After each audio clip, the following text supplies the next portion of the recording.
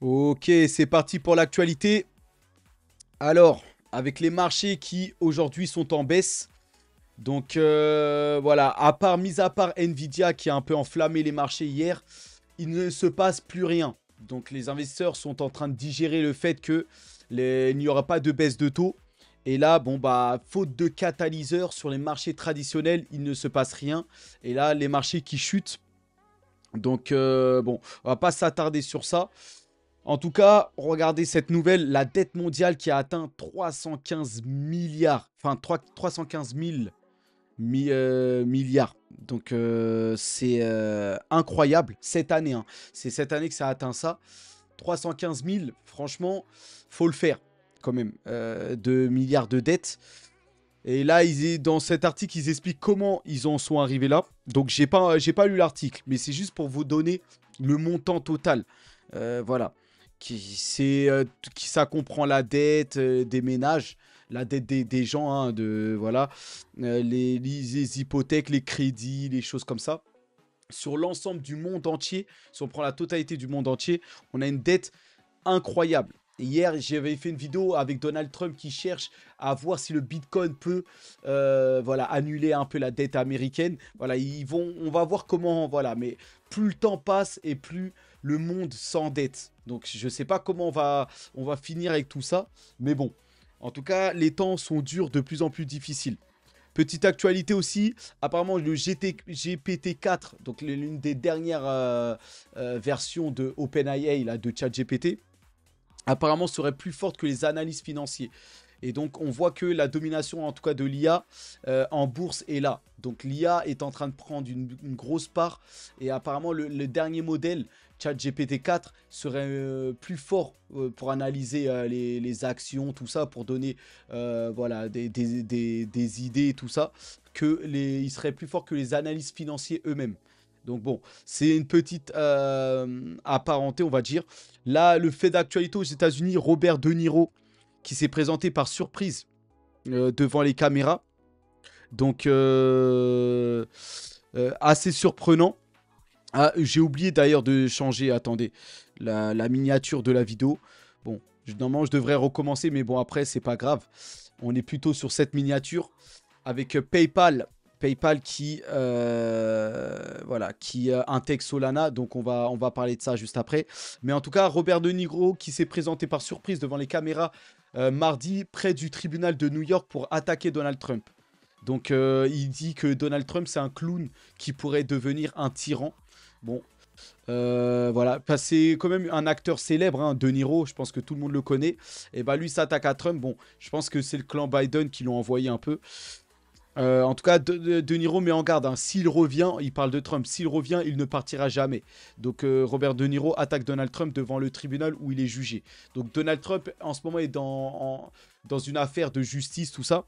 Et De Niro, devant le tribunal, vient attaquer Trump et voilà, et dire que c'est un tyran, tout ça. Bon, tout ça, c'est un peu people, mais je rappelle que ces élections américaines vont changer la face du monde. Et surtout financière. Puisque les cryptos, les choses, en fait, les réglementations, voilà, Trump et Biden, ça change tout, hein, au niveau financier. C'est pas la même chose. Ils ont deux méthodes différentes. Les guerres, ça va impacter le monde entier. Voilà, c'est pour ça que bah, le moindre fait, même de people un peu là par rapport à l'actualité sur Trump, c'est scruté. En tout cas. Et en tout cas, bon, apparemment, la tentative de déstabilisation du régime Biden a complètement échoué. Sa marionnette de Niro s'est fait conspuer et ridiculiser. Donc, apparemment, il s'est fait huer De Niro. Bon, en tout cas, voilà. Il a tenté de discréditer Trump. C'est le fait qu'il faut retenir. Ça fait la une, hein, des journées. En tout cas, sur son réseau social, Truth Social, là, le réseau social de Donald Trump, Trump répond au dégénéré de Niro suite à sa prestation catastrophique devant le tribunal de New York. Trump qui dit: je n'ai jamais su à quel point l'acteur déchu Robert De Niro était petit à la fois mentalement et physiquement. Donc voilà, Trump qui le pique un peu. Et aujourd'hui, De Niro qui souffre d'un cas incurable du syndrome de dérangement de Trump, communément appelé TDS dans la communauté médicale, a été confronté devant le palais de justice. Tac, tac, tac, a une force bien plus grande que la gauche radicale. Bon, en tout cas, voilà, Trump qui l'a piqué. Donc voilà. Bon, si on revient plus sur les affaires, apparemment Trump, hein, qui se voit déjà être élu, hein, apparemment Elon Musk et Donald Trump auraient discuté d'un éventuel rôle consultatif pour le leader de Tesla, si le candidat républicain présumé récupérait la Maison Blanche. Donc Trump se voit déjà à la Maison Blanche et est déjà en train de voir qui pourrait le conseiller, tout ça. Et là, c'est une excellente idée. Il pourrait intégrer Elon Musk, hein, dans ses, voilà, dans ses conseillers consultatifs. Il pourrait en fait consulter Elon Musk par rapport à la politique qu'il va mener, tout ça. Donc là, la fusion des deux, ça pourrait être incroyable pour les États-Unis, hein. Parce que là, c'est deux personnes de haute qualité, on va dire. Et là, Donald Trump, quand même, conseillé par Elon Musk, un peu, ça serait... pour les États-Unis, je pense que ça serait très bien. Donc après, bon, ils ont aussi des haters, donc ce ne serait pas tout le monde qui serait pour ça, mais bon, en tout cas, je trouve que c'est une excellente idée. Donc le rôle d'Elon Musk n'a pas été entièrement défini et pourrait ne pas se produire, hein. C'est juste des spéculations, mais bon, en tout cas, Musk qui est très intelligent, il serait que de bons conseils, hein, pour Donald Trump. Donc ça, c'est à noter. Donc en tout cas, mise à jour sur la guerre en Ukraine. Macron, donc là on passe en Europe, hein, et regardez Macron qui pousse Kiev à voilà, utiliser des armes occidentales sur des sites militaires russes. Donc Macron qui agite un peu la flamme, hein, qui joue avec le feu un peu là. On sent, hein, de manière générale, hein, quand on prend du recul, on sent que les Occidentaux là cherchent à provoquer la Russie et à provoquer à ce que la Russie lance une attaque nucléaire. C'est le ressenti qu'on a à peu près, vous voyez. Donc au même titre qu'on a ce ressenti que les cryptos vont bientôt exploser, quand on regarde l'actualité de loin, on a des ressentis. Et là, en Europe, en tout cas, on sent que les Européens cherchent à pousser la Russie à bout. Pour peut-être, hein, moi ce que je pense, pour que les Européens, Macron, Joe Biden, puissent invoquer la loi martiale et qui les ferait rester en poste, on va dire. Parce qu'une guerre, hein, nucléaire, ça dure plusieurs années, hein. Donc Biden, lui, pourrait s'en tirer et voilà, annuler les élections présidentielles américaines. Et Macron, d'ici 2-3 ans, là, en 2027, pourrait, voilà, parce que comme une guerre, ça dure plusieurs années, il pourrait peut-être à ce moment-là dire qu'il reste en poste, tout ça. Donc il joue, voilà, il joue à provoquer. Puisque, voilà, d'ici à ce que la Russie lance le nucléaire, ça pourrait être l'année prochaine. Et ça pourrait se rapprocher des élections présidentielles françaises. Donc, il joue cette carte-là.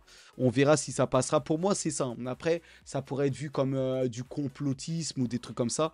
À chacun de me donner son avis en commentaire, en tout cas. Regardez, même la Pologne, hein, a autorisé l'Ukraine à utiliser les armes qu'elle fournit pour frapper des cibles en Russie. Donc, vous voyez, question, la Russie est-elle donc autorisée à frapper les pays qui fournissent les armes? Vous voyez? Donc, les pays européens commencent à dire, à conseiller l'Ukraine de frapper la Russie avec les armes qu'elles envoient. Mais quand la Russie va répondre, ils vont commencer à traiter la Russie de, voilà, d'envahisseur ou des choses comme ça. Donc, on les voit venir, en tout cas. Bon, en tout cas, on verra. Maintenant, on va passer en Asie et en Chine surtout, avant de passer là aux crypto. Donc, comment PDD, donc la société mère de Temu, a détrôné Alibaba pour devenir la société de commerce électronique la plus précieuse de Chine. Donc, ça y est, hein, l'ère, en tout cas, les temps sont en train de changer en Chine. Il y a une nouvelle ère. Et là, on voit un Temu et Shine. Les géants là, du commerce électronique sont en train de non seulement de balayer Alibaba là-bas. Alibaba, c'était l'ancien, on va dire, Amazon ou des choses comme ça. Et Temu et Shine font même mal à Amazon, hein. Ils prennent de plus en plus de place, là, ces deux sociétés, ces deux entreprises japonaises, chinoises.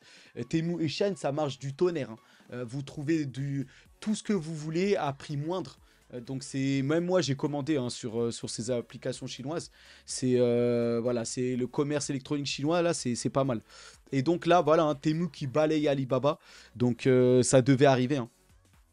Donc voilà, par rapport à ça, la Chine est en train de se voilà de de se transformer, on va dire. Il y a ça, il y a les véhicules électriques avec BYD, Xiaomi, NIO, XPeng qui arrivent en déferlante sur l'Europe et l'Occident. Et vous avez aussi la Chine qui avance très vite hein, dans l'intelligence artificielle, l'IA, avec les puces et les téléphones maintenant 5G, tout ça, qui fabriquent eux-mêmes, hein, parce qu'ils sont restreints par les Américains, mais ils se développent très vite. Donc la Chine là est en train de se transformer et est en train de rattraper la technologie américaine et voire même de la dépasser. Même là pour le commerce électronique avec Temu et Shine, mais même pour les véhicules électriques, BYD c'est au-dessus de Tesla hein, en vente. Et maintenant voilà. Donc à part l'immobilier qui est catastrophique en Chine, le reste, ça progresse très vite. Après, sur l'IA, ils sont en retard. Hein. Voilà, les Américains, ils ont Nvidia, ils ont OpenAI, Microsoft, qui sont très en avance. Mais les Chinois voilà, sont dans la course quand même. Donc ça serait important à noter.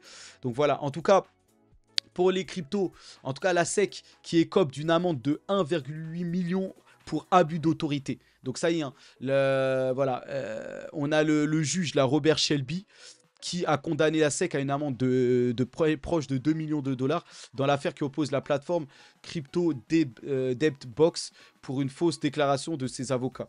Donc voilà, voilà, c'est une affaire on va dire, d'abus de pouvoir de la part de la SEC. Et là le juge punit Gary Gensler et la SEC. Donc Gary Gensler qui l'a mauvaise, hein, certainement. Donc de plus le temps passe et plus la SEC est en perdition face à la crypto et perd en tout cas de plus en plus du terrain face à la crypto. En tout cas là on a le sénateur, le député américain plutôt, Tom Emmer qui déclare que Gary Gensler a été la pire chose qui soit jamais arrivée à la SEC. Donc en tout cas... il va y avoir peut-être un turnover et ça sera pour nous faire plaisir en tout cas que Gary Gensler sort et dégage le plus loin possible. Donc on verra ça en tout cas. Tout ça encore une fois c'est des bonnes nouvelles hein, côté crypto. Là quand on regarde les altcoins, je ne vais pas vous passer beaucoup de charts. Celui-là il suffit, il montre qu'on est en phase. On est proche. Là, en fait, dans la crypto, il nous manque juste un catalyseur. On sent que on se prépare pour une phase haussière, mais il y a pas ce petit truc en fait. On pensait que c'était les ETF Ethereum Spot. Bon, ils ont été validés. Mais le problème, les ETF doivent passer une deuxième étape, là, des formulaires. Ça va prendre encore quelques semaines, voire mois. Donc en fait, on attend quelque chose qui allume la flamme là. Et voilà, on ne sait pas trop. Donc voilà, en attendant, voilà, on n'est pas loin. Hein. On fait le même schéma là, vous voyez. On n'est pas loin d'une explosion. Donc, on cherche des nouvelles par-ci, par-là. Et donc, justement, par rapport aux nouvelles, qui alimente la crypto? Quelles nouvelles? Là, dans les nouvelles d'aujourd'hui, la principale nouvelle, c'est que PayPal a créé un stablecoin. Donc, c'est les stablecoins, c'est les cryptos qui vont suivre les cours des devises, des fiat, en fait, comme le dollar, l'euro, tout ça. En fait, c'est des cryptos... en fait, c'est comme si vous allez avoir des euros et des dollars tokenisés en crypto, on va dire. Et les stablecoins, ça suit les devises fiat, les dollars et les euros et tout ça. Et donc, vous avez hein, les stablecoins connus hein, comme Tether, Circle avec l'USDT, l'USDC. Et bah, PayPal a sorti aussi son stablecoin. Vous avez Ripple hein, qui prévoit aussi d'en lancer un. Parce que les stablecoins, c'est des machines à cash. Hein. C'est la future, les futures liquidités hein, sur de la finance. Hein. Aujourd'hui, on paye en fiat, donc en dollars, en euros. Demain, on sera en stablecoin. Donc, c'est crypto qui réplique le cours des devises locales de chaque État. Et donc... ici, bah, PayPal a sorti son PayPal USD, donc le PYUSD, et ce stablecoin est désormais disponible sur Solana. Donc PayPal s'est appuyé sur l'entreprise Paxos. Hein. Paxos, c'est eux qui fabriquent des stablecoins pour diverses entreprises. Et donc, PayPal lance son stablecoin maintenant sur l'écosystème Solana. Donc voilà, là, ce stablecoin va être très en vue, hein, parce que Solana, c'est la blockchain à l'heure actuelle qui a le plus de hype et qui est le plus sur la tendance. Et voilà, hein, Solana, c'est du tout bon, hein, c'est du tout bon pour PayPal. Ils ont choisi quasiment la meilleure blockchain actuelle. Donc Solana. Et donc c'est du tout bon pour eux. Et donc voilà, et on a même l'un des meilleurs protocoles ou projets de pont interchain, en fait des ponts voilà, pour faire circuler la liquidité, ici Layer 0 qui intègre la blockchain Solana. Donc là, c'est un énorme projet. Layer 0, hein, c'est l'un des... Pour les ponts directs, en fait, pour faire la passerelle entre les blockchains, c'est l'un des plus gros projets, ou les plus modernes, on va dire. Et l'intégration, voilà, ça va lier Solana à 7 autres blockchains. Vous voyez? Donc c'est en fait ils appellent ça de la messagerie omni-chain. En fait, c'est voilà, comme la messagerie pour envoyer des messages ou des choses comme ça depuis la blockchain. Donc voilà. Donc là, Layer 0, c'est les grands spécialistes, hein, de connexion entre ponts, là, entre blockchain. Et là, voilà, ils sont maintenant. Ils ont intégré le réseau Solana. Solana va pouvoir être connecté à d'autres blockchains. Donc ça, c'est énorme. Encore une fois, Solana, énorme partenariat. En plus du PayPal stablecoin, là on a Layer 0 aussi qui intègre le réseau Solana. Encore une fois, du tout bon. Solana, c'est eux qui en ce moment catalysent les cryptos. Mais on a aussi Chainlink qui revient. Et Chainlink, attention, hein, autant on a Layer 0, pont qui va connecter les blockchains, mais ne nous détrompons pas. Le plus gros projet d'interopérabilité, la plus grosse infrastructure sur la blockchain qui existe pour faire la passerelle entre les blockchains, aujourd'hui, c'est Chainlink. Chainlink, c'est le protocole. Déjà, de base, c'est un oracle. Les oracles, c'est pour prendre les données du monde extérieur pour les incorporer sur la blockchain. Les données météo, les données, je sais pas moi, de l'actualité, sur le foot ou n'importe quoi. Grâce à Chainlink, bah, ces données vont pouvoir être transcrites sur la blockchain. Et vous allez pouvoir aussi, quand vous achetez des cryptos en temps réel, en fait, les données là, des prix, bah, il vous faut un oracle pour que vous ayez des prix en temps réel. Vous voyez, bah ça c'est le boulot de Chainlink. Et c'est le plus gros oracle de l'écosystème crypto. Et en plus de ça, Chainlink a créé un protocole, le CCIP, pour la connexion entre toutes les blockchains, là, le transfert de liquidité entre toutes les blockchains, mais aussi du monde réel vers la blockchain. Et là, bah, Chainlink, ça fait que en termes de transfert de liquidité, ils deviennent les numéros 1. Voilà. Et c'est le vrai projet d'interopérabilité, le numéro 1. Et là, vous voyez, 21 Share, c'est un gigantesque fonds d'investissement. Ils proposent même des ETF, là, Bitcoin, tout ça, avec Ark Invest, tout ça. Bah, 21 Share, eh ben, voilà, ils intègrent Chainlink et ils lient Chainlink à la DTCC. Donc, la collaboration entre la DTCC et Chainlink révolutionne le domaine de la tokenisation. Donc, Chainlink est aux avant-postes pour la tokenisation des actifs. Et là, voilà, Chainlink qui intègre. Et la DTCC, c'est voilà, c'est eux qui gèrent plusieurs fonds, hein, des banques, des fonds, tout ça. Donc, et là, Chainlink va être la passerelle, va connecter, bah, vous voyez là, BNY Mellon, Invesco, Franklin Templeton, toutes ces grandes banques là, JP Morgan, tous ces grands fonds, ces grandes banques, en fait, bah, c'est grâce à Chainlink, ils vont pouvoir transférer leur liquidité sur la blockchain. Et ça, c'est la DTCC qui a mis ça en place, qui prend Chainlink comme le principal pourvoyeur, la principale infrastructure pour faire le transfert de liquidité entre les banques traditionnelles du monde réel et la blockchain. Donc Chainlink, voilà, c'est un des plus gros projets là, qui va servir pour la tokenisation voilà, et le transfert de liquidité sur la blockchain. Donc énorme pour Chainlink.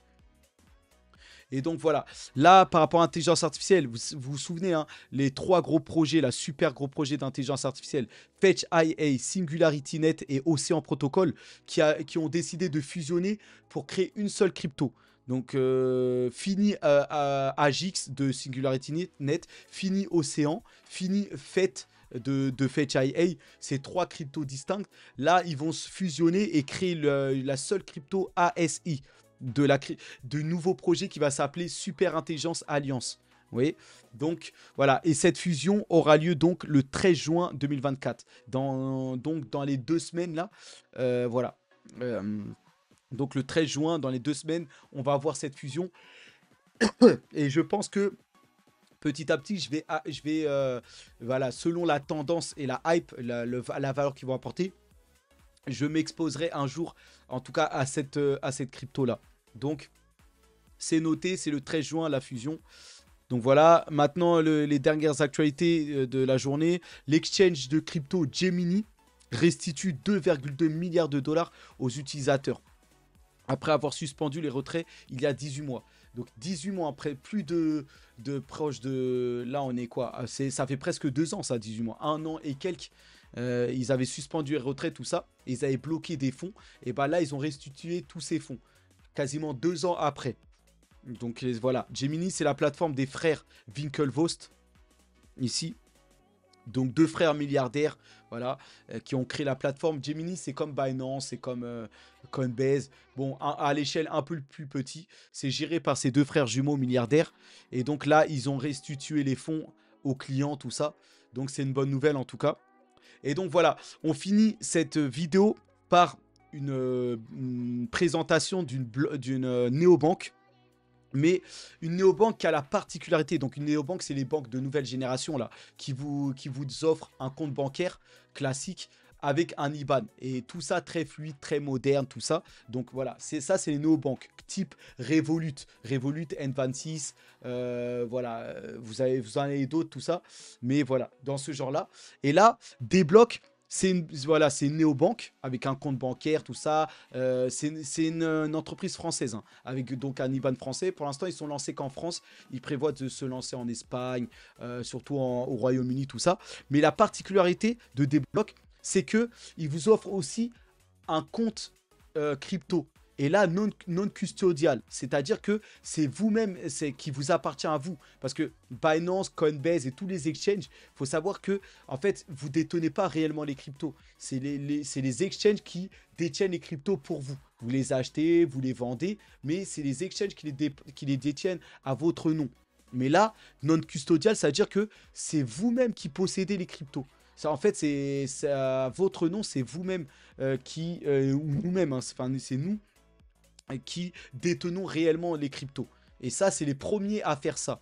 Il n'y a pas d'autres exchanges ou d'autres choses comme ça. Et donc, là, la particularité de Débloque, c'est que vous allez pouvoir avoir votre compte crypto, votre compte bancaire sur la même appli. Et vous allez pouvoir swapper rapidement, échanger vos cryptos en euros pour pouvoir payer n'importe quelle chose du quotidien.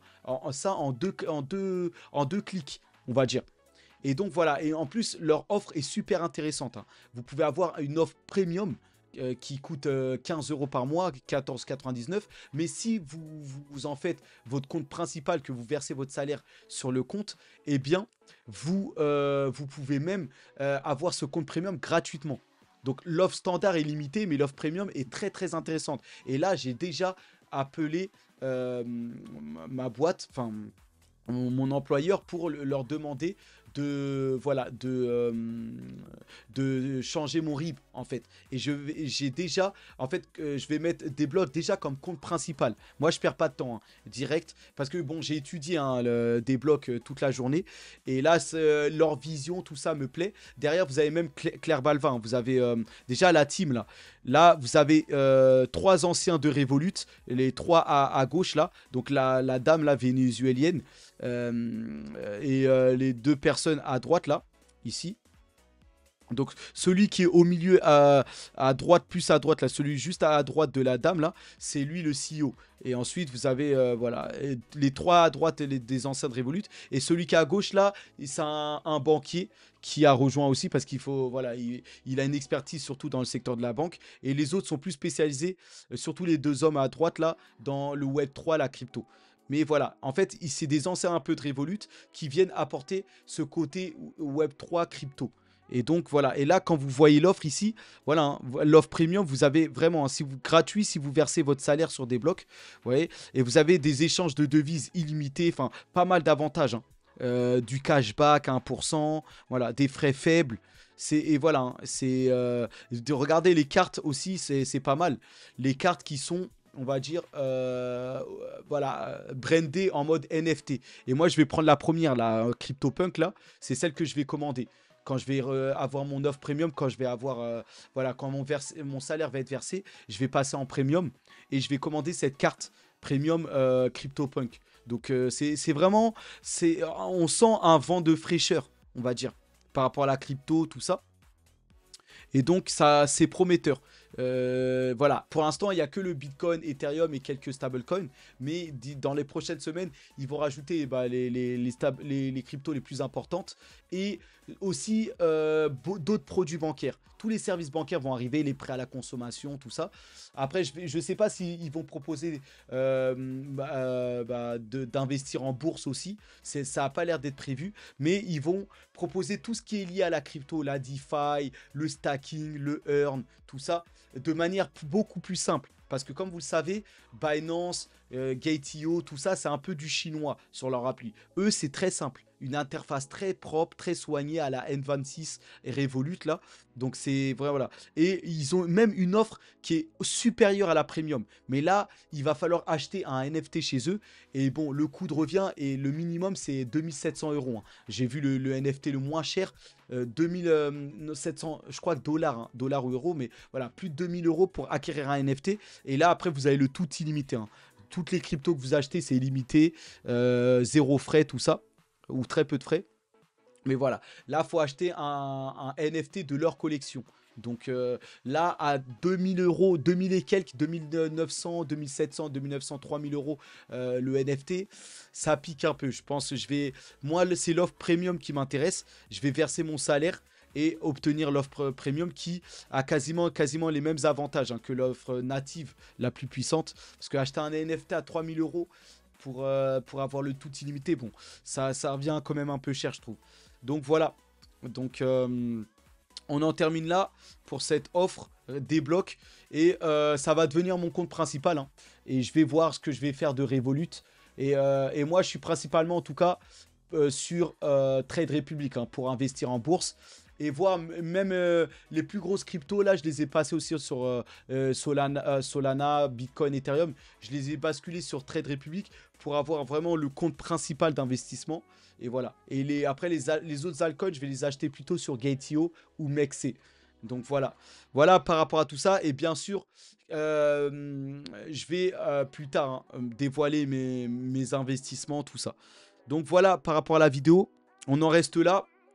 Et on se retrouve pour d'autres actualités dans la semaine. Force à nous, hein. Bonne soirée pour ceux qui vont voir la vidéo maintenant. Ou bonne journée pour ceux qui la verront demain ou dans les prochains jours. Allez, à plus.